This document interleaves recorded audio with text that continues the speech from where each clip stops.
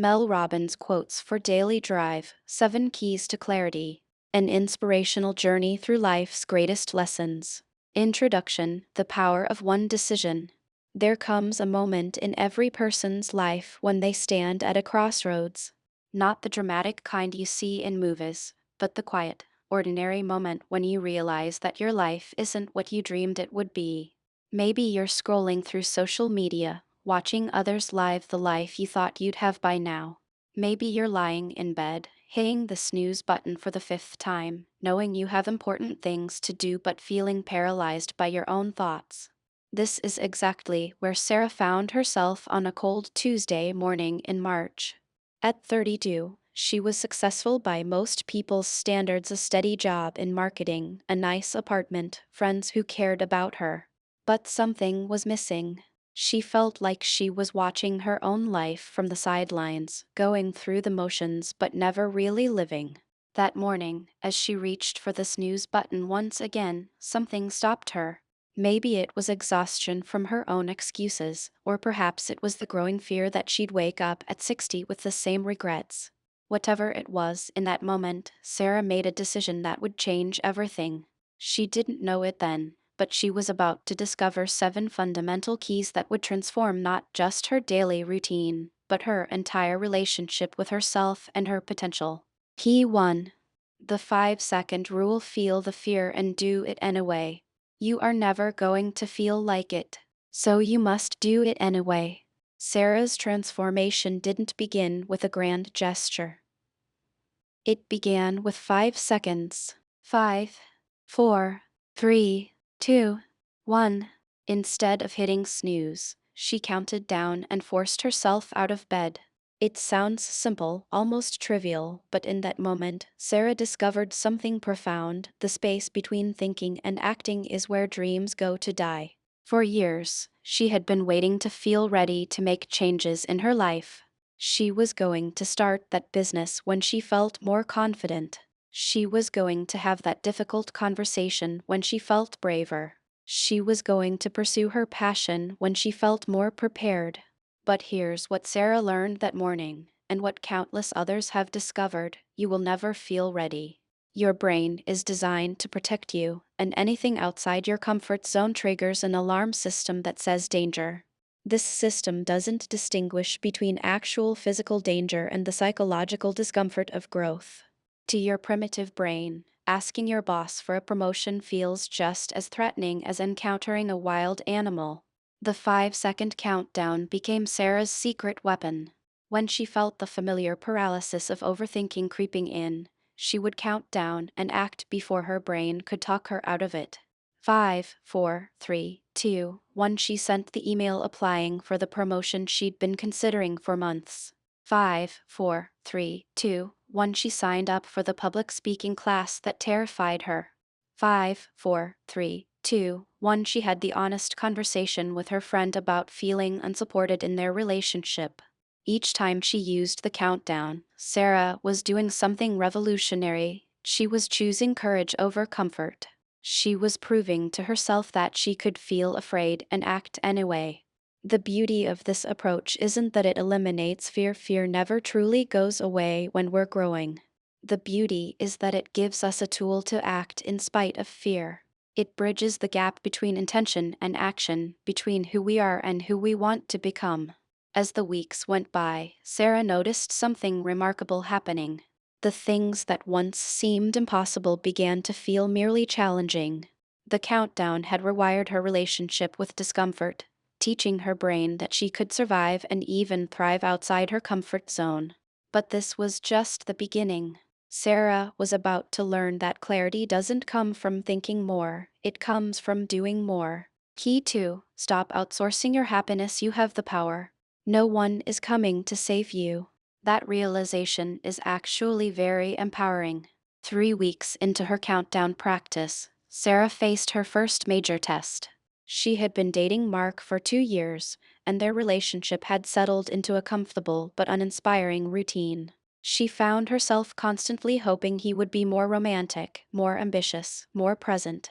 She spent countless hours analyzing his behavior with friends, wondering if he would change, waiting for him to become the partner she dreamed of. Then one evening, as she caught herself complaining to her sister about Mark's latest disappointment, Sarah had a startling realization. She had been living her life as if she were the victim of other people's choices. She was waiting for Mark to make her happy, for her boss to recognize her worth, for her friends to include her more, for her parents to understand her better. In that moment, Sarah understood one of life's most liberating truths: no one is coming to save you, and that's actually the best news you'll ever hear. This realization wasn't about blame or judgment. It wasn't about Mark being wrong or her boss being unfair. It was about power, specifically reclaiming the power she had unknowingly given away. For years, Sarah had been operating under the unconscious belief that her happiness, success, and fulfillment were primarily determined by external factors. If only her circumstances were different, if only other people behaved differently, then she could be happy. This mindset had turned her into a passenger in her own life, constantly at the mercy of forces beyond her control. But when she stopped outsourcing her happiness, everything changed. Instead of waiting for Mark to plan romantic dates, Sarah began planning experiences she wanted to have. She bought tickets to the art exhibit she'd been wanting to see and invited him along. When he declined, she went with a friend and had an amazing time. Instead of hoping her boss would notice her contributions, Sarah scheduled a meeting to discuss her career goals and present her case for advancement.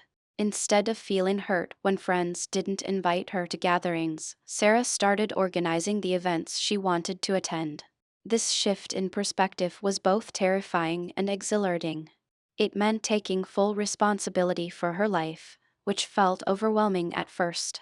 But it also meant she was no longer at the mercy of other people's moods, decisions, or limitations. Sarah discovered that when you stop waiting for permission to live your life, amazing things start to happen. The energy she had been spending on resentment, disappointment, and waiting transformed into creative power she could use to build the life she actually wanted. Some people in her life didn't like this change. Mark felt threatened by her newfound independence. Some friends were uncomfortable with her no longer playing the role of the person who always accommodated everyone else's preferences. But Sarah was learning something crucial. When you stop outsourcing your happiness, you discover who truly supports your growth and who was benefiting from your limitations. It's not always comfortable, but it's always clarifying. The most beautiful part of this transformation was watching Sarah fall in love with her own agency. She began to see challenges not as evidence that life was working against her, but as opportunities to exercise her power to choose her response. This shift in mindset prepared her for the next crucial discovery: that her thoughts were not facts, and she had far more control over her mental landscape than she had ever realized. Key 3: Your thoughts are not facts. Master your mental game. You have been assigned this mountain to show others it can be moved. By month 2 of her transformation journey, Sarah thought she had it all figured out. She was taking action despite her fears. She had stopped waiting for others to make her happy, and her life was visibly improving. Then she hit a wall that many people encounter on their growth journey. The voice in her head got louder. It started subtly. As Sarah began putting herself out there more, speaking up in meetings, pursuing new opportunities, setting boundaries, her inner critic went into overdrive.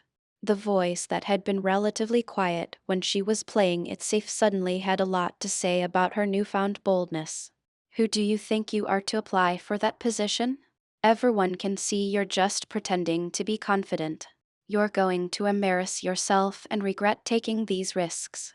You're not qualified enough, smart enough, experienced enough. For a few weeks, Sarah found herself paralyzed again, but this time by thoughts rather than circumstances.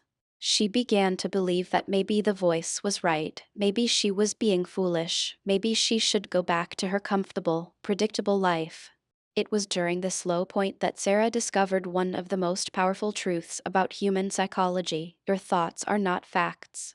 They're just electrical impulses in your brain, and you have far more power over them than you realize. This revelation came during a particularly difficult day when Sarah's inner critic was especially vocal. She was sitting in her car before an important presentation, listening to her mind list all the ways she was going to fail, when she had a curious thought: what if I talked to my best friend the way I talk to myself? The answer was horrifying. She would never speak to someone she loved with such cruelty and doubt. She would never tell her best friend that she was foolish for pursuing her dreams or that she should expect failure. Yet she had been allowing this inner bully to run wild in her own mind. Sarah began to study her thoughts like a scientist studying specimens. She noticed patterns. Her inner critic was loudest when she was about to do something meaningful. It seemed to have unlimited creativity when it came to imagining worst-case scenarios. And most importantly, she noticed that the thoughts felt true and urgent, but they were often completely inaccurate predictions about reality. She started keeping a thought journal, writing down her predictions and then checking back to see what actually happened. The results were eye-opening. Her mind consistently overestimated the likelihood of negative outcomes and underestimated her ability to handle challenges. But the real breakthrough came when Sarah learned to change her relationship with her thoughts rather than trying to control them.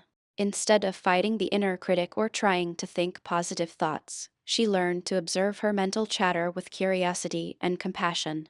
When her mind said, "You're going to embarrass yourself in this presentation," Sarah learned to respond with, "Thank you, brain, for trying to protect me. I understand you're nervous about this new experience. I've got this." She developed what she called her mental game, a set of practices for managing her inner world, the fact check practice. When her mind presented a worry or negative prediction, she would ask, "Is this thought based on facts or fears? What evidence do I actually have?" The best friend test. She would ask herself, "If my best friend were in this situation, what would I tell them? How would I support them?" The redirect technique. Instead of fighting negative thoughts, she would acknowledge them and then deliberately focus her attention on what she wanted to create or accomplish. The evidence collection. She kept a list of times when she had succeeded, overcome challenges, or surprised herself with her capabilities. When her confidence wavered, she would review this evidence of her resilience and competence. As Sarah's mental game strengthened, she noticed a profound shift. The same challenging situations that once sent her spiraling into self-doubt now became opportunities to practice inner strength. She began to see her mind not as her master, but as a tool that she could learn to use more skillfully. This mental mastery prepared her for an even deeper discovery: that she had been settling for a life that felt safe but small, and it was time to bet on herself in a bigger way. Key 4. Stop playing small. You were born to do hard things. If you only ever did the things you don't want to do, by the end of the day you'd have done everything you need to do. 4 months into her journey, Sarah received news that would test everything she had learned. Her company was restructuring, and her department was being eliminated. In the past, this kind of unexpected change would have sent her into a panic spiral, desperately applying for similar positions and trying to recreate the safety of her predictable routine. But Sarah was no longer the same person who had hit the snooze button 6 months earlier.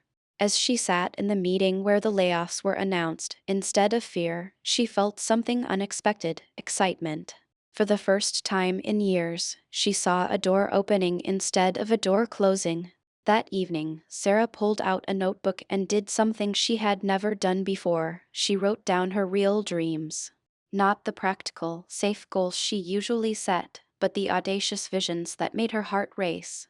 She wanted to start her own marketing consultancy. She wanted to work with businesses that were making a positive impact on the world. She wanted to speak at conferences about the transformation she had experienced. She wanted to write a book about finding courage in ordinary moments. As she wrote, Sarah realized she had been playing an incredibly small game with her life. She had been so focused on avoiding failure that she had also avoided any real chance of extraordinary success. She had been choosing safety over significance, comfort over contribution. This realization led to one of the most important questions Sarah ever asked herself: what would I attempt if I knew I could handle any outcome? The question was liberating because it shifted her focus from trying to guarantee success to building confidence in her ability to navigate whatever happened. Sarah began to understand that the goal isn't to eliminate uncertainty or difficulty, it's to develop unshakable faith in your ability to figure things out as you go. She remembered a conversation with her grandmother, who had lived through the Great Depression, World War II, and countless personal challenges. When Sarah had once asked her how she had gotten through such difficult times, her grandmother had said something that now took on new meaning. "Honey, we don't rise to the level of our comfort. We rise to the level of our challenges.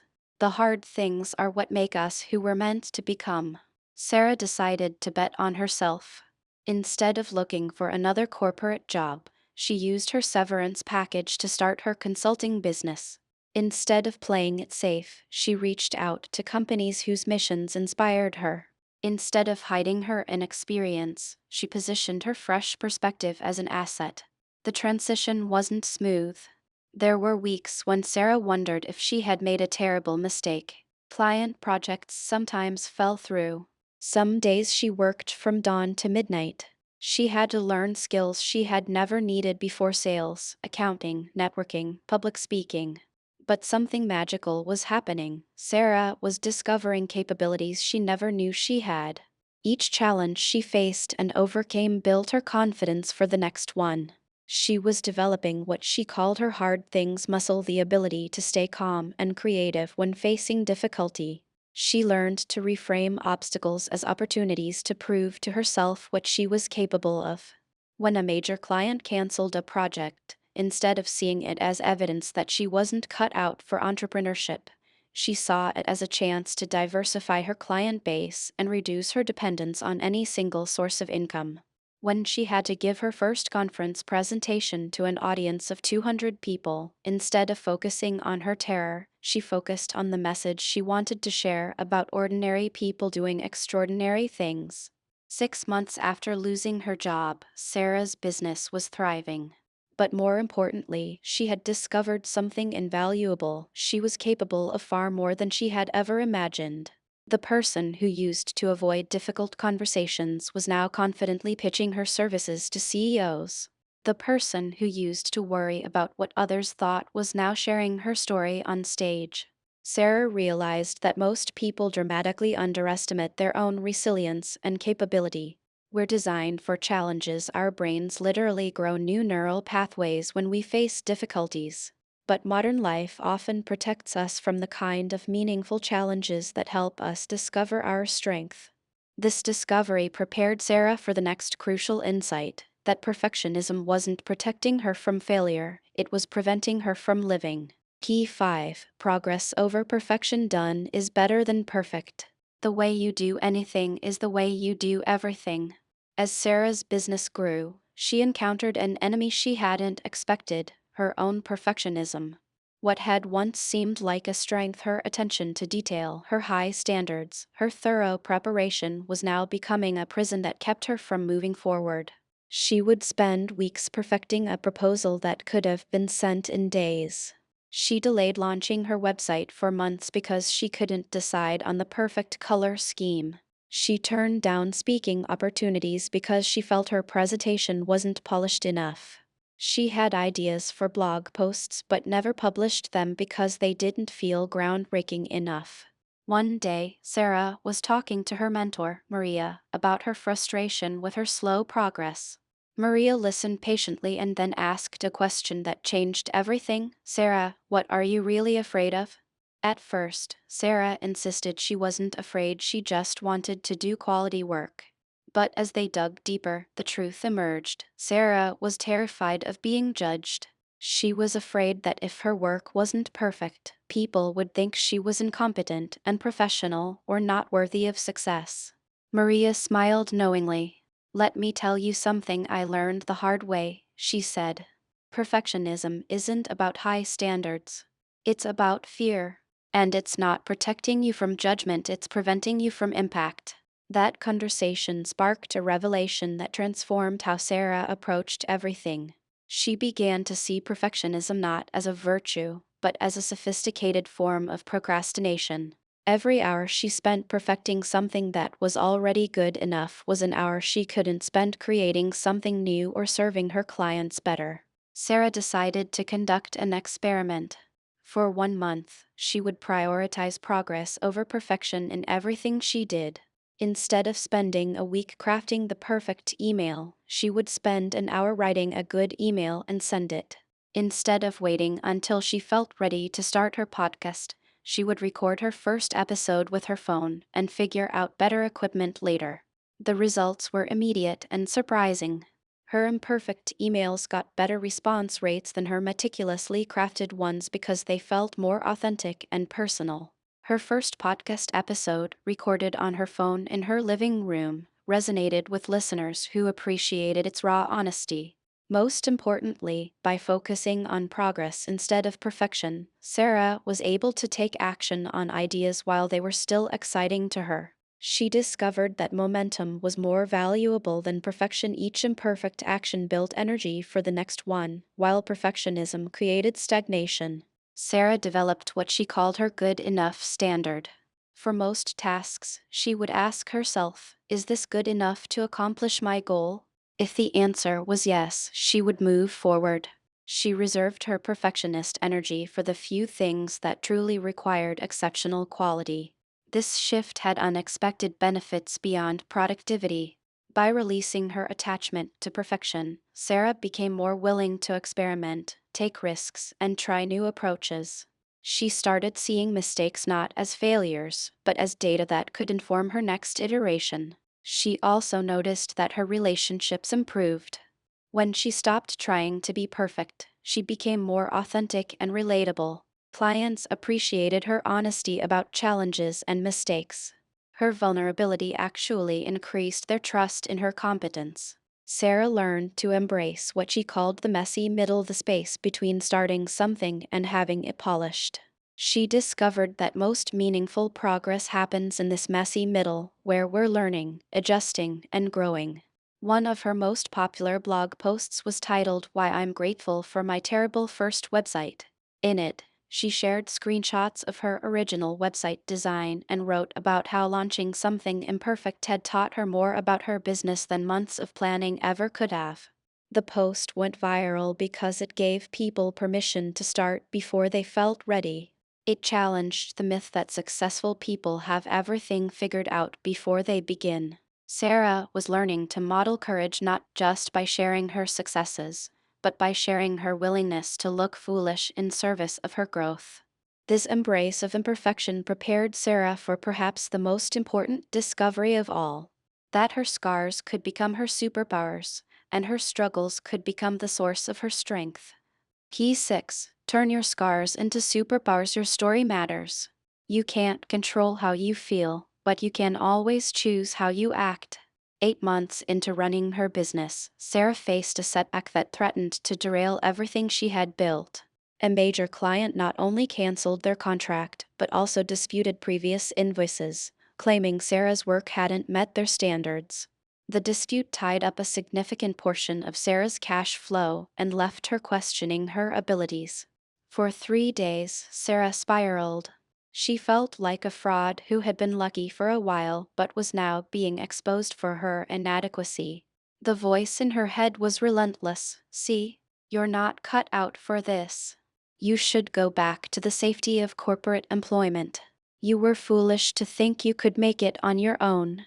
On the fourth day, exhausted from her own mental drama, Sarah did something different. Instead of continuing to catastrophize, she called her friend Jessica, who had been through her own entrepreneurial struggles. I feel like such a failure, Sarah confessed. Maybe I'm just not strong enough for this. Jessica was quiet for a moment, then said something that Sarah would never forget. Sarah, the fact that you're struggling doesn't make you weak. The fact that you're still here, still fighting, still willing to be vulnerable about your challenges, that's what makes you strong. Your scars aren't evidence of your weakness. They're proof of your resilience. This conversation planted a seed that would grow into Sarah's greatest breakthrough. She began to examine her relationship with struggle and setbacks. For most of her life, she had viewed challenges as evidence that something was wrong with her, with her choices, with her path. But what if struggles were actually an inevitable part of any meaningful journey? Sarah started researching the stories of people she admired: entrepreneurs, artists, activists, leaders. What she discovered was remarkable. Every single person who had achieved something meaningful had a story of significant struggle, failure, or setback. More importantly, it was often their darkest moments that had led to their greatest breakthroughs. She realized that she had been carrying a fundamental misunderstanding about success. She thought successful people were those who encountered fewer obstacles. In reality, successful people were those who had learned to transform obstacles into opportunities. This realization led Sarah to make a bold decision. Instead of hiding her struggles, she decided to share them. She wrote a blog post about the client dispute, her financial stress, and her moments of doubt. She was terrified to publish it. What if it made her look unprofessional? What if it scared away potential clients? The response was overwhelming. The post received hundreds of comments from other entrepreneurs sharing their own struggles. Several potential clients reached out specifically because they appreciated her honesty and wanted to work with someone who understood challenges firsthand. Sarah discovered that her scars were actually her superpowers. The anxiety she had struggled with for years made her incredibly empathetic to clients who were nervous about taking risks. Her experience with perfectionism helped her guide others who were stuck in analysis paralysis. Her journey from corporate employee to entrepreneur gave her credibility with people facing similar transitions. She began incorporating her story into her business in powerful ways. Instead of presenting herself as someone who had it all figured out, she positioned herself as a fellow traveler who had learned valuable lessons along the way. This authenticity became her greatest competitive advantage. Sarah started speaking at conferences not just about marketing strategies, but about the emotional journey of building a business. She developed workshops for aspiring entrepreneurs that addressed both the practical and psychological aspects of starting something new. Her vulnerability became a bridge that allowed others to be honest about their own fears and challenges. The client dispute that had initially felt like a catastrophe became the foundation for one of her most valuable offerings, a program for small business owners on managing difficult client relationships. Her painful experience became a resource that helped dozens of other entrepreneurs navigate similar challenges. Sarah learned that our greatest struggles often prepare us for our greatest contributions. The skills we develop in overcoming personal challenges, resilience, empathy, creativity, determination, are exactly the qualities that allow us to serve others in meaningful ways. She began to see her entire life story differently. Her years of playing it safe weren't wasted time, they had given her deep appreciation for the courage required to take risks. Her struggles with self-doubt hadn't been character flaws, they had been preparation for helping others face their own inner critics. This transformation in how she viewed her past prepared Sarah for the final and most profound discovery: that small, consistent actions compound into extraordinary results, and that she had the power to design a life that was both successful and meaningful. Key 7. Small steps, big changes. Design your life with intention. Change your decisions and you'll change your life. And what will change your decisions more than anything? Courage. 1 year after that pivotal Tuesday morning when she first counted down from 5 instead of hitting snooze, Sarah found herself in a place she could never have imagined. Her business was thriving, she was speaking at conferences around the world, and she had just signed a book deal to share her story of transformation.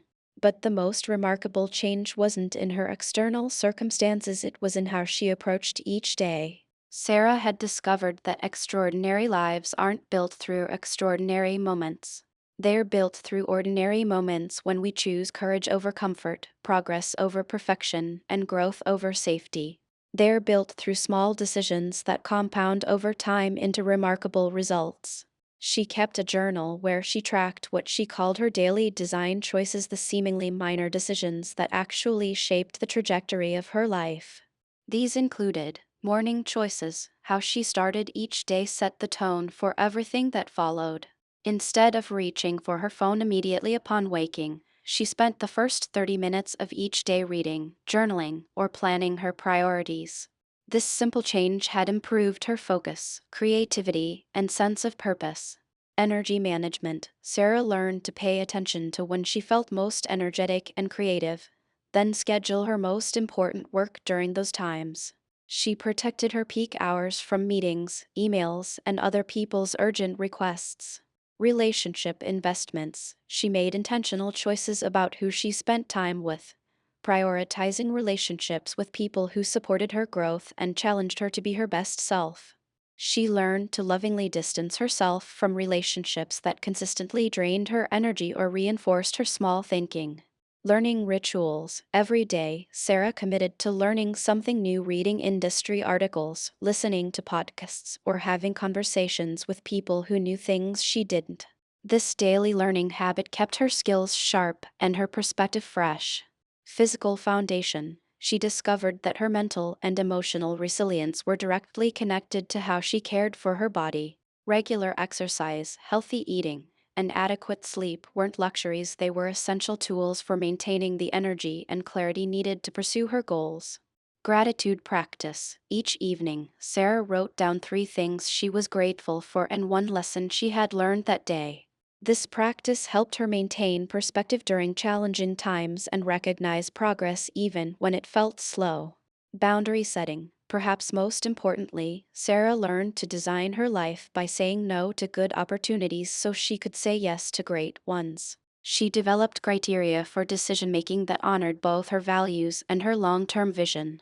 The cumulative effect of these daily design choices was profound. Sarah wasn't just more successful, she was more fulfilled. She had created a life that reflected her values and used her talents in service of something meaningful. As she reflected on her transformation, Sarah realized that the 7 keys she had discovered weren't just personal development concepts, they were practical tools for anyone who wanted to close the gap between who they are and who they want to become. The 5-second rule had taught her that courage isn't the absence of fear, it's acting in spite of fear. Taking responsibility for her happiness had shown her that she was far more powerful than she had ever realized. Managing her mental game had revealed that her thoughts were tools to be used, not truths to be obeyed. Playing bigger had proven that she was capable of handling much more than she had imagined. Choosing progress over perfection had freed her to take action and learn as she went. Transforming her scars into superpowers had shown her that her struggles were actually her strengths in disguise. Daily design choices had demonstrated that small, consistent actions create remarkable results over time. But perhaps the most important thing Sarah learned was that transformation isn't a destination, it's a practice. Every day brought new opportunities to choose courage, to grow, to contribute, and to become more of who she was meant to be. Conclusion. Your journey starts now. As Sarah prepared for her first keynote speech at a major conference, she felt a familiar flutter of nerves. But instead of letting those nerves paralyze her, she smiled and began her countdown. 5, 4, 3, 2, 1. Walking onto that stage, Sarah carried with her not just her own transformation, but a message for everyone who had ever felt stuck, scared, or uncertain about their potential. The life you want, she told the audience, isn't waiting for you to feel ready. It's waiting for you to start. It's waiting for you to count down from 5 and take that first scary, imperfect, brave step forward. Sarah's story isn't unique because she achieved extraordinary external success. It's unique because she discovered something available to every single person: the power to design a life of meaning, impact, and fulfillment through small, daily acts of courage. The journey from ordinary to extraordinary doesn't require special talents, perfect circumstances, or lucky breaks. It requires the willingness to feel afraid and act anyway. It requires the commitment to take responsibility for your own happiness. It requires the discipline to manage your mental game. It requires the courage to play bigger than your current circumstances suggest. It requires choosing progress over perfection. It requires transforming your struggles into your strengths. And it requires showing up each day with intention, making small choices that honor your deepest values and highest aspirations. Your transformation is waiting. Not for the perfect moment, not for ideal conditions, not for permission from others. It's waiting for you to decide that you're worth betting on, that your dreams matter, and that you have something valuable to contribute to this world. The question isn't whether you have what it takes, you do. The question isn't whether it will be difficult, it will be. The question is whether you're ready to start. Right now, wherever you are, whatever your circumstances, you have the power to begin. You can count down from 5 and take one small step toward the life you really want. You can choose to stop outsourcing your happiness and start taking responsibility for your experience. You can decide that your thoughts are not facts and begin managing your mental game. You can stop playing small and start betting on yourself. You can embrace progress over perfection and take imperfect action. You can see your struggles as preparation for your contribution. You can start making daily choices that reflect who you want to become. Your extraordinary life isn't somewhere in the distant future, waiting for you to become a different person. It's available right now, waiting for you to start making different choices. The countdown has begun. 5, 4, 3, 2, 1. Your time is